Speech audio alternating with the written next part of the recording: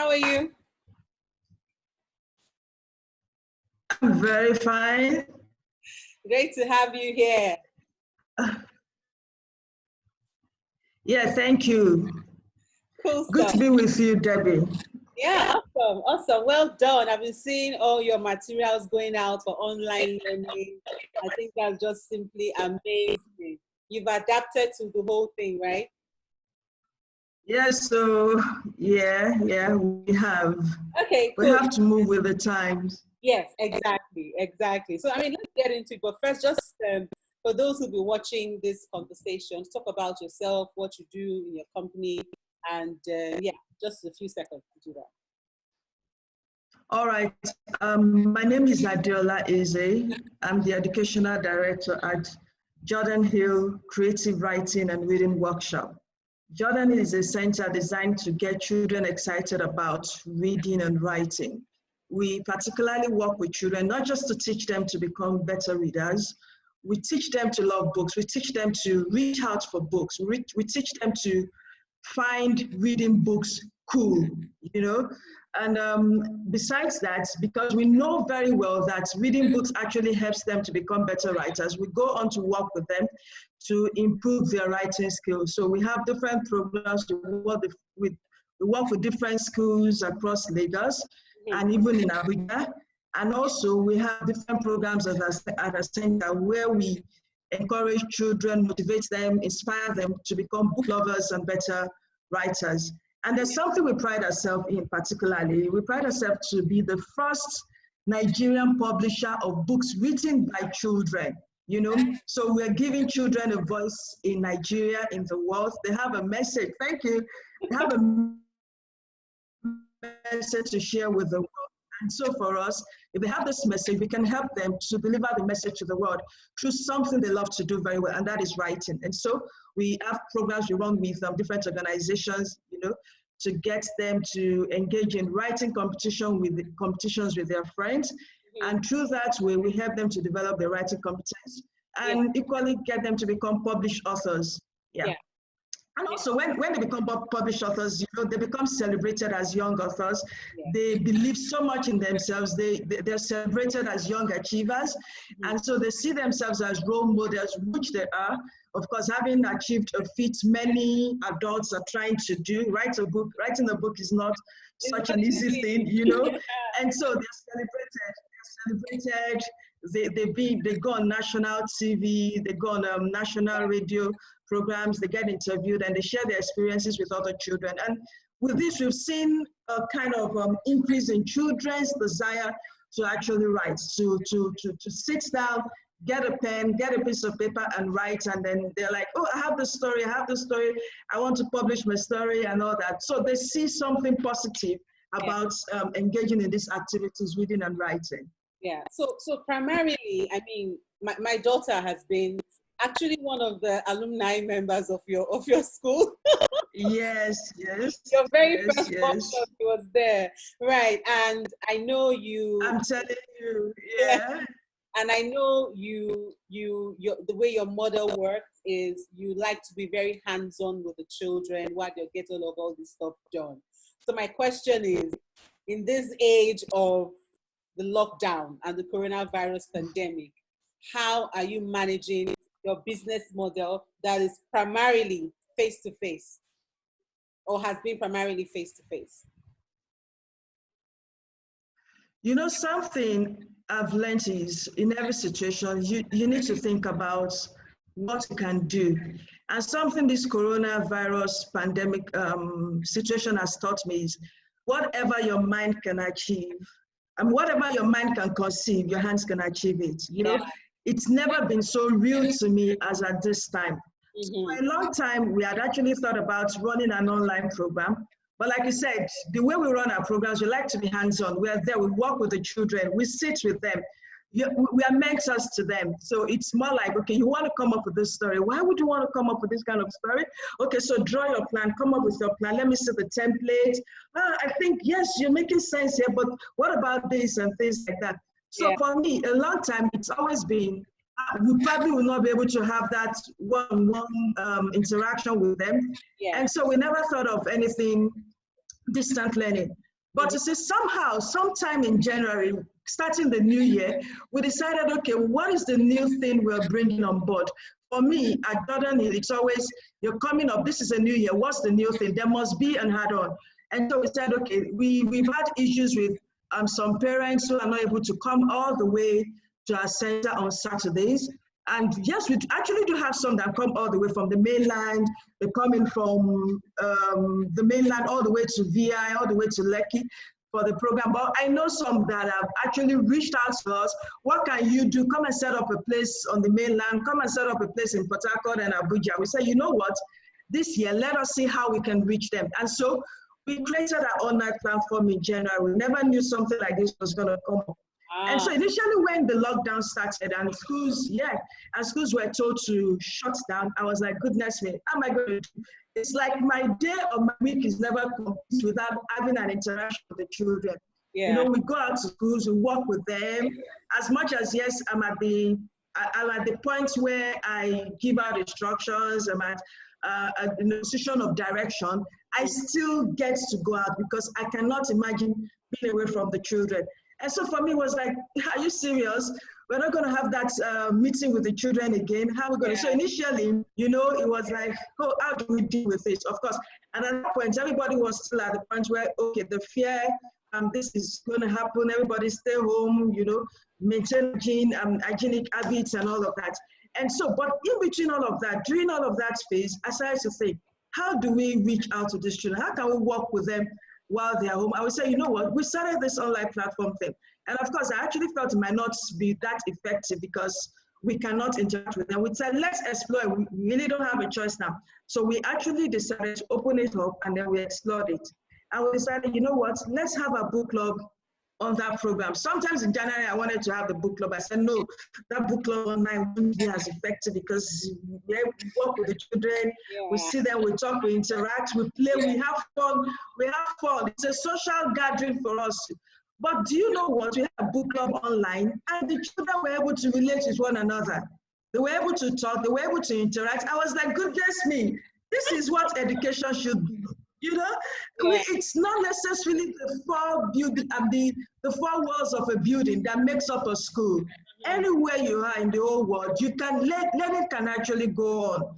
And so this has opened us up to opportunities. So yes, the situation is there. Everybody has to stay at home.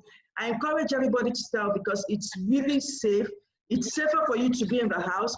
And then that way you're able to maintain the social distances we're talking about. And eventually we'll be able to flatten the curve. And so, but in all of that, how do we engage the children? So this for us has been one way we've been able to manage that. We've been in touch with the parents, we communicate with them frequently. We send messages to ensure they are fine and they're good. And then for those who like to join us, we get them to come online on our programs. And then not forgetting the fact that long before this time, we've always had a very vibrant websites working with the children usually. So we have children engaging activities, writing activities from month to month, and then they submit such, we post it online. So all of that is still going on in spite of staying at home. Nice. I mean, you sound like you have it all figured out, everything under control. I like that. We live one day at a time. We live one day at a time. That's it. Yeah, we look at, okay, what does tomorrow hold? What can we do tomorrow? What can we do today? What can we try not to overwhelm ourselves too, because we need to keep saying, in all of this, I mean, if you take on too much, it can be overwhelming. And we encourage our parents to, in working with the children, of course, everybody's learning the tips. I'm getting tips on homeschooling and all that. So we've all become parents at home now. We've all become teachers at home. Do you understand? So, but in all of that, we try to find ways of ensuring that we are not overwhelmed, and it's exciting, you know. I can imagine. So, in all of it, let me ask you specific questions. I mean, for you, this interview is different because you are the business owner, right, and co-owner, right? Now, for say your customers are at Jordan Hill Creative Writing Workshop, who would you say your customers are? All right. Well, our customers is actually vast, but I will tell you one thing. My number one customer is that child out there, that child that is on my program, that child that is working with us. So the children, the children were working with from different schools and then on our platform. So we have what we call the literacy community. So it's our community. We have a word. We have this WhatsApp group that we're able to reach our children through their parents. So the children are customers. They are our number one customers. But of course, we can't have the children without having their parents. Yeah. Hello, the parents have to mediate between, yes, the parents have, so the parents.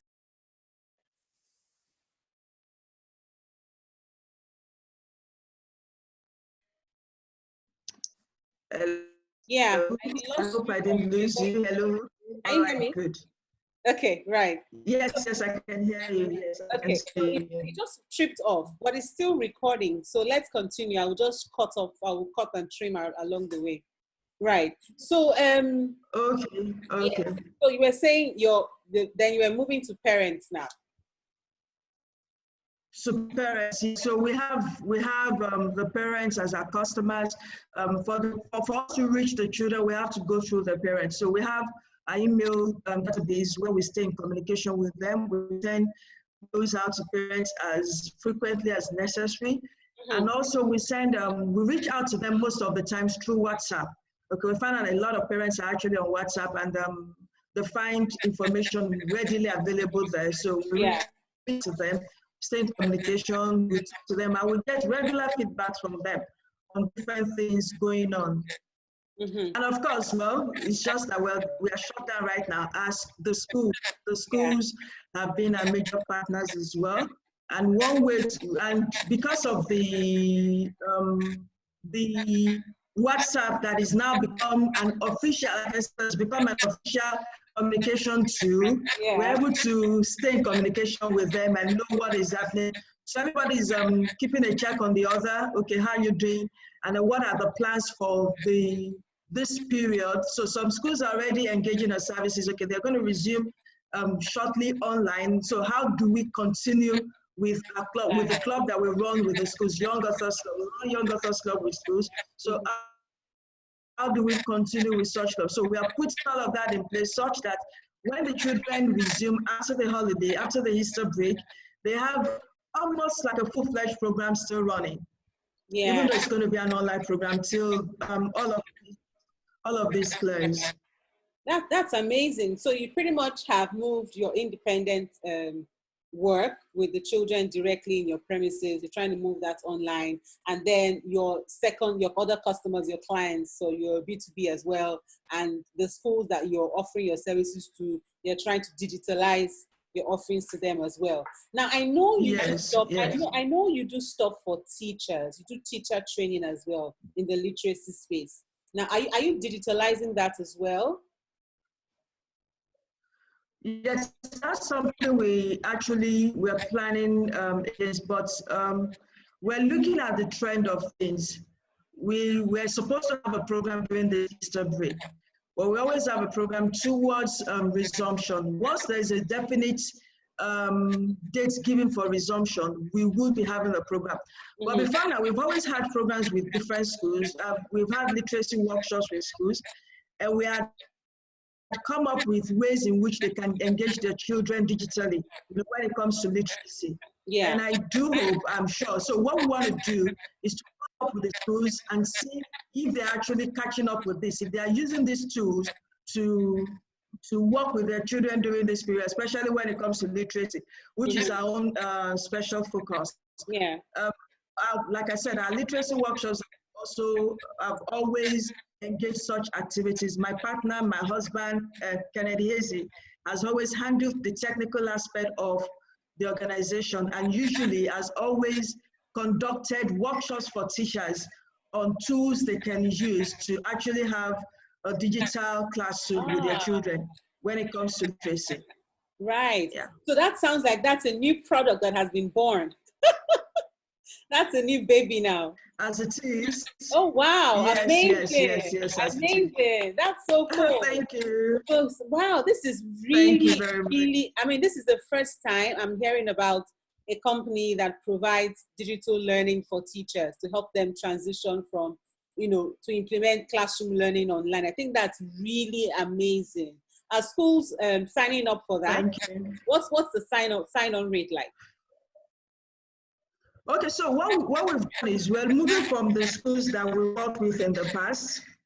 Okay, we have a couple of schools we've worked with in the past. We've had worked with Colonial Schools, Trust Council, we've worked with the Pottersland School, we've worked with Child of Promise School. So we are going back to them, telling them about this program, okay, because we've interacted with them before. We've told them about these opportunities that lie in digitalizing their learning, the learning outcomes of their children. Yeah. So we're going back to them and letting them know we have this offering, how you can actually implement it during this particular period, okay? So, but what we want to be setting up is the actual time most schools will resume their activities, normal activities, even though it's going to be online. And at such time, everybody is tuned to resumption, and then we can get them to buy in and attend the workshop. Yeah, that's amazing. So I'm really excited to hear this because, I mean, obviously, for obvious reasons, schools have been shut down, but then your program, because of the value it brings to the table, it's been added to the curriculum. So even though schools are not in session, they're saying to you, we are going online. How can you bring your stuff online, right? And then you have already identified, because I'm sure yourself and your team have interacted with these teachers while doing the face-to-face one-on-one coaching. You've seen that most of them in these schools struggle with technology. So on your own, you're saying it's part of learning. Let's teach your teachers how to implement online. I think it's amazing. It is amazing. I am completely blown away by this. It is amazing. And I'm hoping that for as many... Yeah. Go on, please. I said one has to move with the times. One has to move with the times. Life is about changes. And the earlier you understand what is happening and begin to think about what is the next step to take, the better you'll be able to adapt. So we need to get out of a situation where we see ourselves as being victims in this situation. Okay, so a situation has hit the whole world. What can we do? How can we come out tops in this kind of situation? Like they say, I mean, like Robert Schuller said, tough times don't last, but tough people do. So if you don't brace yourself up and get ready for what lies ahead, then you just find that you'll be left behind. And of course, my prayer is that nobody is left behind. And that we, of course, do not want any child to be left, don't want any child to be left behind. So as things are happening, thinking, how do we carry the children along? How do we engage them? How do we occupy them positively? So if you have that mindset, I'm sure it's something that people in the schools, something that they're able to catch on and then build something to be able to maintain their program. And of course, for me, I'm a very restless human being. Okay, I'm always saying, all right, you know, this staying at home thing, not doing anything, I have to think of what to do. I have to engage the time. And so, you know, looking at the pictures, looking at the children, I'm missing them. I look at our pictures that we've taken from in previous events, and I'm like, oh my goodness, I'm missing this. I see the smiles on their faces. But I'm like, yes, hold on, everybody, hang on, do this right. If we keep if we take responsibility as we've been encouraged to do, we would get out of it, and then we'll get back to meeting ourselves again, interact, and have that social networking that we've all been used to. So let me ask you a question from a prioritization perspective. Right now, are you prioritizing? Because obviously you've come up with some new products, right? To kind of as an alternative way of making your offerings available to your clients. So are you focused on your existing clients, or are you focused retaining your existing clients by offering these other solutions, or are you focused on getting on new clients? Like, where is your focus now as a business owner? Well, one, like I said, we already have a literacy community. And so it's very important to us that we're able to serve them at this point in time. So our number one priority is actually our existing customers. Okay, how to make sure that their children are well occupied, how to make sure that the children are positively engaged. We know that this is a period where children want to play. Everybody, this is time to rest. For me, this is a time to rest, you know, as against the hustle and bustle, going here and there. So compulsorily, I have to rest. So it's a time for the children to rest as well. It's a time for us to all come together as a family and get engaged in bonding activities, okay? So I'm finding time to play chess with my son and my husband. For a long time, I mean, after a long while, I actually played cards with my children, you know, and I'm like, okay, this is good. So aside from doing all of that, it's also important for us to make sure that the children do not get into what we call a learning slide, okay? Learning slide in the sense that when you still have books for a period of time, you still have learning for a period of time, you would probably lose some of the things that you know already.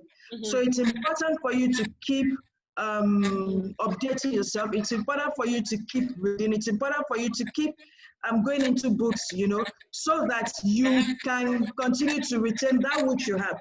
So for us, our literacy community is very vibrant. To make sure we're still holding on to our clients, to make sure that the children do not lose whatever it is that they've learned in the past. So we're working with them. But of course, I mean, it's a new opportunity, it's a new frontier, and so we are looking at meeting new clients as well. So we're beefing up our marketing activities, marketing strategies as well, to reach out to new people during this period. We know well, most schools are on holiday right now, so even the learning platforms might not be functional for some schools. And so for the parents, how do you keep your children engaged? So we're there. You might not have worked with us. We just started a program yesterday. It's called our Easter Literacy Workshop, okay? Easter Literacy Camp. It's the first, I mean, it's the second one. Of course, the last year's zone was a physical contact meeting, but this one is online. And we have some new parents who are just registering their children on our program. So we started yesterday, and it was really very awesome. The children were fully engaged. They were talking about figures of speech, because that's our focus, how to use figures of speech to improve your writing skills. You know, they were all expressing them. So we have children from Canada, we're having children from America. So it's a worldwide thing. I'm telling you. Yeah, it's a worldwide thing, yes. It's something that's not just, and that's the opportunity. That's the opportunity this whole thing opens up for you. You know, so we are not just working with our children. Yes, we are not just working with the children that we're used to in our environment, because yes, we've built a program around physical contact. So now we are open to children from around the world. So, and of course, parents who have relocated and all that, they're also open to joining the children, joining the program from everywhere. So yes, as much as we are working with our children, our major focus, our priority is our present customer base. We're equally open to having new clients, having new children come on our program. Nice. I see you're global now. You're global. Yes, it's all good. It is well. It is well. Yeah. So I guess we can wrap this up, but not without you sharing some tips on how business owners such as yourself can manage their customer experience so that they retain their existing customers. If you were to share 1, 2, 3 tips, that would be great. I think one major thing that has helped me and has always helped me is to remain positive. In spite of the negative things happening around, in spite of the things that we see every day, we need to be positive, okay? That's one thing I would like to encourage business owners at this point in time. Okay, yes, it's possible that your business must have shut down because of the prevalent situation of the coronavirus, okay? But it does not mean that is the end of the world. Like I always say, once there is life, there is hope. And another thing I always say is, again, once there is a will, there is a way out. Absolutely. If you have a desire, for me, most times my will is my passion. My passion is, okay, I cannot just sit down. I have to think of, okay, what is it I'm going to do with the children? How do I reach these children? What can I do? How do I engage them? So that's number one thing, be positive.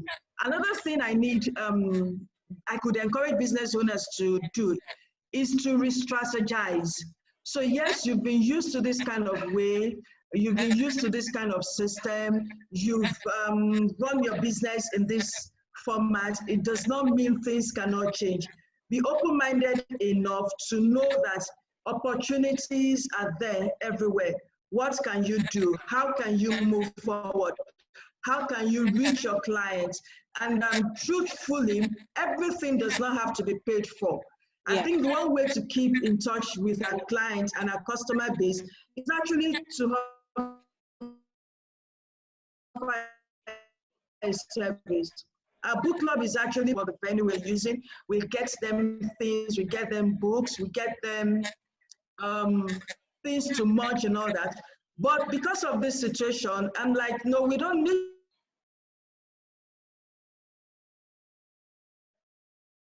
to charge for network service, as much as sometimes some of this platform comes free, but at the point you need to upgrade to have an effective session, you know, and that comes with paying some money. But it doesn't mean, yes, I cannot give. So our book club, our virtual book club is actually coming out to the children as a free program. Let us still have the opportunity to interact with the children, engage them, and keep the vision going. So, so the number 2 thing is re-strategize. How can you reach out to them? And then the third one, and I think which is most important, and which is something I've actually learned from you, following your page and then reading your book, Customer Pulse, you know, Customer Posture, is how to hold on to your customer, how to get involved, build a relationship with them. All right, this is a time where you check up on them, how you doing, how things going with you. The other day I was speaking with one of my parents, and then she told me, oh, she